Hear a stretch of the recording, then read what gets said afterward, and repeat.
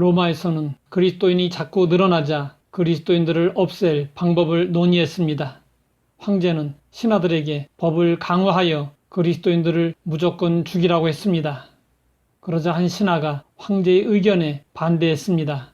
그 이유는 믿는 자들을 죽여 순교자로 만들면 그들을 추앙하기 때문에 역효과가 난다는 것이었습니다.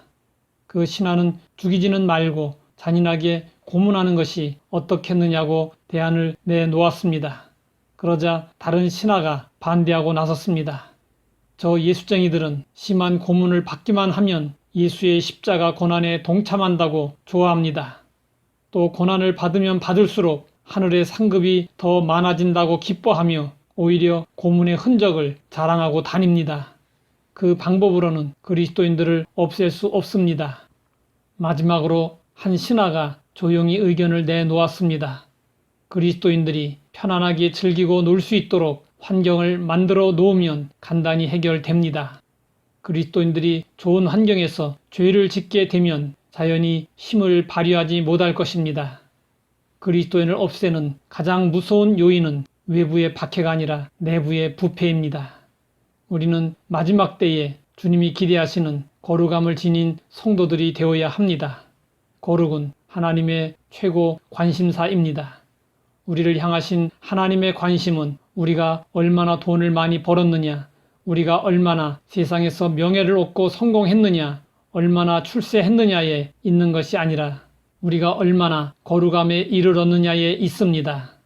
성경은 말씀하고 있습니다. 너희가 순종하는 자식처럼 전에 알지 못할 때에 따르던 너희 사욕을 본받지 말고 오직 너희를 부르신 거룩한 이처럼 너희도 모든 행실에 거룩한 자가 되라. 여기서 사욕이라는 말은 하나님을 알지 못하던 때의 옛 생활을 말합니다. 사람들이 지금 가지고 있는 관심과 생각과 삶의 목표가 무엇인지 들어보십시오. 지극히 현세적이고 육신적인 목표만을 가지고 있습니다. 우리도 하나님의 은혜가 아니었다면 그들과 다를 바 없었습니다. 하지만 거룩하신 하나님의 부르심을 받고 그런 생각과 생활에서 벗어났습니다. 삶의 관심과 목적이 완전히 달라졌습니다. 우리는 저 높은 세계를 바라보게 되었고 그곳에 관심을 가지고 살게 되었습니다. 그리고 하나님은 우리가 그 삶을 계속 추구하도록 우리에게 거룩한 생활을 요구하고 있습니다. 기록되었으되 내가 거룩하니 너희도 거룩할지어다 하셨느니라. 거룩한 삶은 부름을 받은 성도들에게 주어진 특권이며 동시에 의무입니다. 거룩한 세상에서 거룩하게 살기는 쉽습니다. 모든 사람이 거룩한 가운데서 나도 거룩하게 사는 것은 그리 어렵지 않습니다. 그러나 거룩하지 못한 곳에서 나 혼자 거룩하게 사는 일은 무척 힘이 듭니다. 주변에서 모두 쾌락을 즐기며 사는데 나 혼자만 거룩하게 사는 일은 매우 어렵습니다. 다들 적당히 살아가는데 나 혼자 하나님의 뜻을 고집하며 고고하게 살려고 하면 외톨이가 되고 맙니다.